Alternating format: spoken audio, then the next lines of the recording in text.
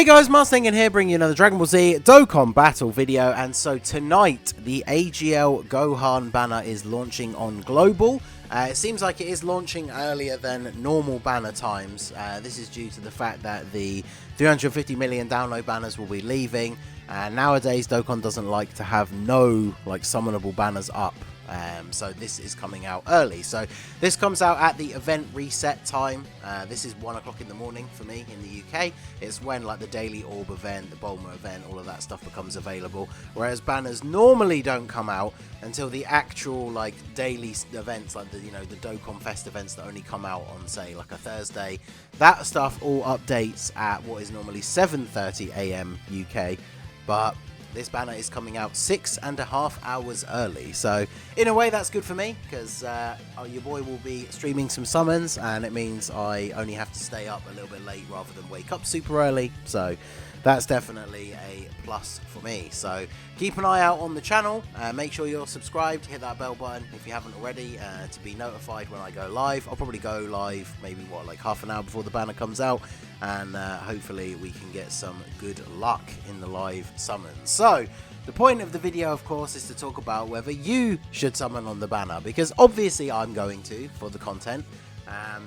There's always this class of player, the whales or the mini whales, that will probably summon on every single banner regardless. So obviously, as I always say in these kind of videos, those videos are not necessarily for you, because even if you hear me go on for 10 minutes about how the banner is terrible, which is not necessarily the case for this particular one, you're probably going to summon anyway, right? So this video is more for the people who are either completely free to play, or maybe you just spend a little bit here and there and you want to know what the best options are when it comes to this banner. So this is the way the banner looked on JP. Obviously the new featured unit is Gohan, and then we have the Garlic Jr. as the side banner unit.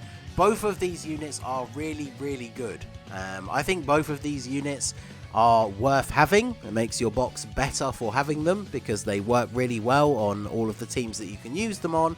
But obviously, do I think they're must-have units? Probably not. Now, obviously, Garlic Jr., you have to remember, he will go into the general pool after this. So obviously, if this follows track as it should do, the Part 2 LR banner for this celebration will be the Goku and Piccolo.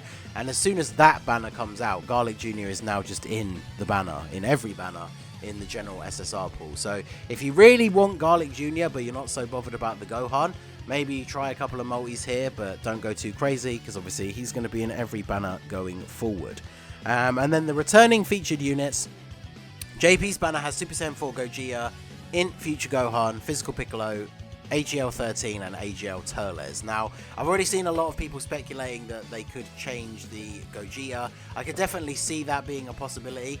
We did have a banner change a while ago where Gogeta was on a banner that we weren't really expecting, so it is possible that he could be in line to be changed. I have a feeling that he might not be, though, for this one, because obviously, remember, Global is getting the 3 global exclusive EZAs for the Great Apes, which is happening basically at the same time that this banner comes out, according to the wiki. And remember, of course, those guys, obviously they're all on Giant form, but as they're all Great Apes, they're all on Giant Ape Power, which of course is led by Gogeta. So I kind of feel like he will be left on the banner. For me personally, I would much rather they change either Piccolo or Android 13, because I feel like in Future Gohan hasn't been on as many banners. I'm trying to think back. Maybe he was just on banners that I skipped a lot, but I think he's actually one of the main Dokkan Fest category leaders that I have the least dupes in. I believe I only have 1 dupe in Future Gohan. So kind of hoping that he is on the banner so I can pull an extra copy or 2. But in terms of the featured units, I mean, Piccolo, everyone kind of underrates him. 13 is still one of the best leaders for the Android team, as well as one of the best link partners for Super 17, whether that's the Dokkan Fest or if you've pulled the LR recently from one of the legendary banners. And then Turles, well, we'll talk about Turles. So let's have a look at, first of all, at Gohan. So Gohan introduces a new category, Heavenly Events. This is basically, as far as I'm aware, it's supposed to be like anyone who's trained in the Lookout or in the Hyperbolic Time Chamber. So obviously this does include a whole bunch of characters, even the upcoming STR Super Vegeta, who I know a lot of people are excited for. I guess they just have to have fought there, yeah, because all the boos are on there, because obviously Super Boo goes to the Lookout before fighting Gotenks. So it's a very small category, so I don't think the category itself is anything necessarily like to get excited about and make you want to summon for this guy. His other category is Bond of Master and Disciple, which again is a category that not a lot of people have ever really been super hyped on. And combining the two together is not exactly the craziest combo. When they bring out these smaller categories like this, I don't usually mind as long as the secondary category... Imagine if the secondary category for this was like Pure Saiyans. Then you can have like a crazy team with Gohan here, like, you know, someone like Piccolo, and then Pure Saiyans. It's just as an example. Like, I think that sort of thing is better. There probably is a better example to pair with this than Pure Saiyans. But the categories itself, not so exciting. But he does infinitely stack defense, so he's good for long events. He can stun, which is useful for things like Super Battle Road. He has a unit super if you have a Piccolo or Krillin on the team, and there is, of course, a free-to-play farmable unit coming out that will fulfill that category that's on his team. And then that makes his unit super. He greatly raises attack as well as the defense stacking, and then he has a high chance to stun. But even without his unit super, the reason why I think he's good and why you can use him on pretty much any team, he has very solid defense, 158%. Then he gets 158% attack when performing a super. He gets an additional attack and defense 58% if there is another Heavenly Events ally in the same turn. So that's fairly easy to do depending on the kind of team that you've got set up. But it's not completely necessary. He's already got 158% and is raising defense on super. But he gives all allies key 3 and defense 58%. So remember, this is all allies, not super class, not Heavenly Events. It's all allies. So he is on Hybrid Saiyans, Goku Family, Youth, Bond of Master and Disciple, Planetary Destruction, and Heavenly Events. So all of these teams, I would say that he is worth using as a third slot floating support unit. I mean, Hybrid Saiyans is already insane at the moment with the way that team can be built. So he's just another high tier unit, but Planetary Destruction is actually one of the teams where I'm most excited to use him because they don't have a lot of crazy top level support units. Obviously they have like Physical Kid Buu, but memes aside for him, as we all know, in difficult content he kind of gets slapped up a little bit. So he's very, very good as a support unit. So then we have Garlic Jr. Garlic Jr. is in the same kind of boat. Very solid stats. He gets decent extra stat boost when you're fighting a superclass enemy, which for the kind of teams you're going to be running him on is probably most of the time. And then, yeah, he gives extreme class allies 3 key attack and defense 40%. So no category restriction, just extreme. So again, this guy, any team that you can put him on. He's on Resurrected Warriors, Transformation Boosts.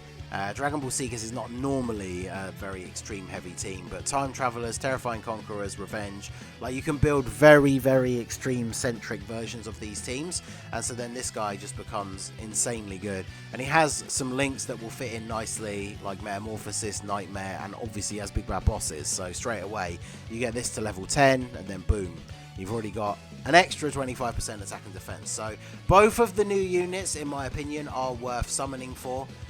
But the rest of the banner is what we need to think about. So Super Saiyan 4 Gogeta, like I said, he leads Giant 8 power, which is getting some buffs with those global exclusive Easy A's.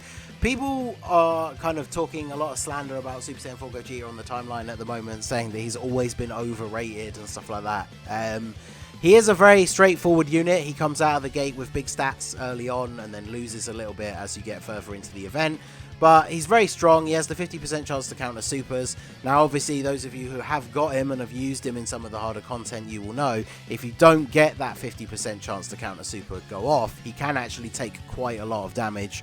But he's a fun unit. He's got decent links. Obviously, he's lacking Saiyan Raw, which is a bit of a shame for the good old meme All Super Saiyan 4 team. But personally, I really like this unit. I still think he's very solid and usable on a lot of the good teams that he's on. He's in a similar boat to the Gohan, I think, in the sense that his leader skill is not great, aside from running like the Super Saiyan 4 team just for fun. But he's so good on the teams that he fits on that he's definitely worth having. So if you don't have him at all yet, that is definitely a bonus to summoning on this banner.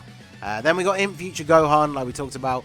He's in a weird spot because, like I said earlier, Bond of Master and Disciple is not exactly a crazy team, and then Hybrid Saiyans has a lot of much better options than him that get picked for a starting lineup before him, which is unfortunate. But he is actually really good. I mean, he's made to be run alongside a Trunks because that's the only way he can transform. And then once he's transformed into a Super Saiyan, he is very good. He's got decent damage reduction, so he is actually very strong even in harder events. Like my one, as I said at the start, only has one dupe, and he's pretty capable in some of the tougher content. So I do think him being back is good. If you're completely missing out on this guy, you don't have him at all, he is actually worth having for some teams, but he's not a must-have unit. Then Piccolo, like I said, he gets underrated a lot.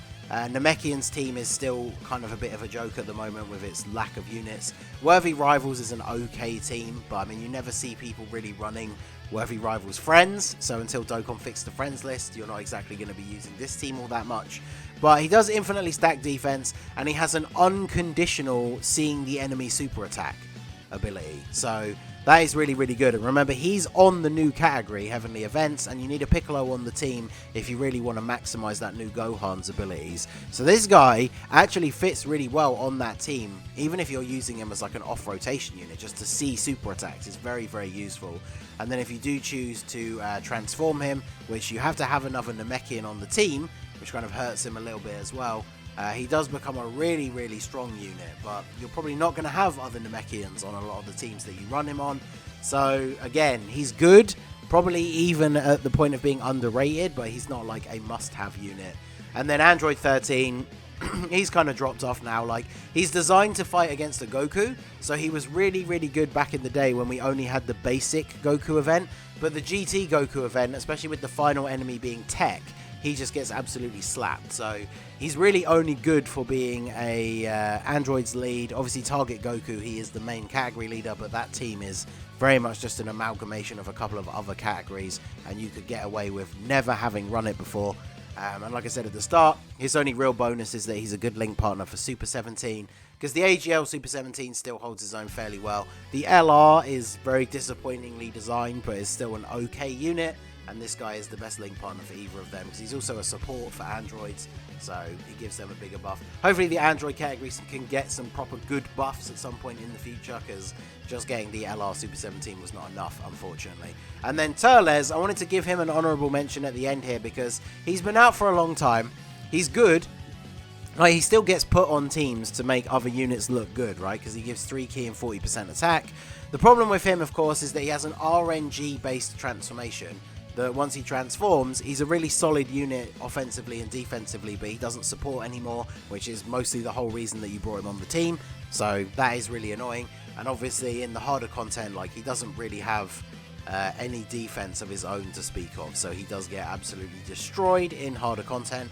The one thing to bear in mind, of course, is with random category leaders getting easy A's now, depending on what Dokkan feels like doing for the celebration, because, you know, rip Namek Goku for the download celebration. But Turles will get an easy A, probably at some point within the year, and when he does, he's going to become the best movie boss's lead, because he's going to have 160 across the board as his leader skill, and then of course he's a support unit.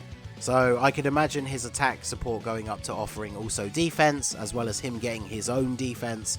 And then it's going to go back to like when he first came out, where you're just running a team with double Turles leads and using them as third slot floating units. So he's a good investment for the future. But obviously if you're somebody like me, you already have him rainbowed, he's not really bringing any value to this banner. So if the banner stays the way it is, I definitely think it's worth trying some summons on. The big thing to think about, of course, for global, for some of these lesser hype banners recently, we have been seeing discounted steps for the first few multis. The Videl one even had, Videl one had guaranteed featured as step 3. If this banner has that, I think it's almost unarguable that you should do the discounted steps, especially if the last one is guaranteed featured. Even if it isn't, discounted steps I think are always worth doing, especially when you factor in at the moment that that Bulma event is currently giving us 30 stones a day. So if you've done it today already when you watch this video, if you haven't, make sure you go do it. That's 30 stones, and then when this banner comes out is when the events reset, so you could do the Bulma event again.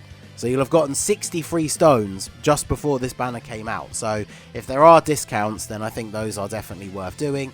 And then, of course, we do know that there are going to be Dokkan Festival tickets for this. These will be the ones that you buy from the Pilaf Trove. So obviously, if you're free to play, that's no use to you. But if you do spend a little bit, I've had decent luck with those tickets in the past. And obviously, if you're in a position where you can pull Gohan or Garlic Jr. off the tickets, then drop the discount multis, you can walk away from this banner without having spent many stones, with some good pulls. And then obviously, if you're someone like me, you can buy the sales and maybe save them for a future banner. So I definitely think it's worth summoning, especially if there are discounts. If the discounts have guaranteed featured, then I feel like no one should be skipping this just because of how useful Garlic Jr. and Gohan can be.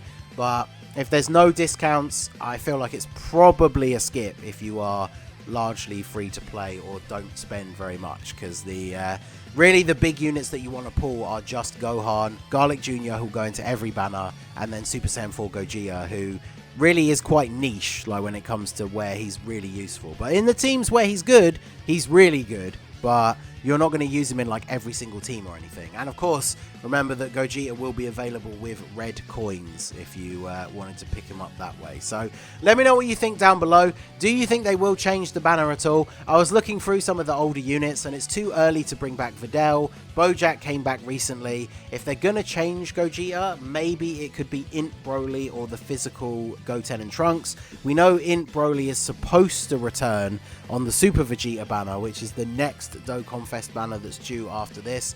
So maybe they won't change him because obviously Vegeta's a pure Saiyans leader. Maybe they'll put Broly on this banner and then put Goten and Trunks on Vegeta's banner, but they don't really fit on each other's banners. So maybe Goten and Trunks could be on here because, I mean, they are youth units at least, but they're not on either of Gohan's categories. So who really knows if it is going to change. But I think Gogeta probably sticks around because of the Great Ape Easy A's. So let me know what you guys think down below. Are you planning on summoning? And like I said, keep an eye out on the channel. I will be streaming some summons when the banner comes out. So hopefully I will see you then. So that is going to be it for the video, guys. This has been the Master Ningen. Smash that like button, subscribe to the channel if you are new.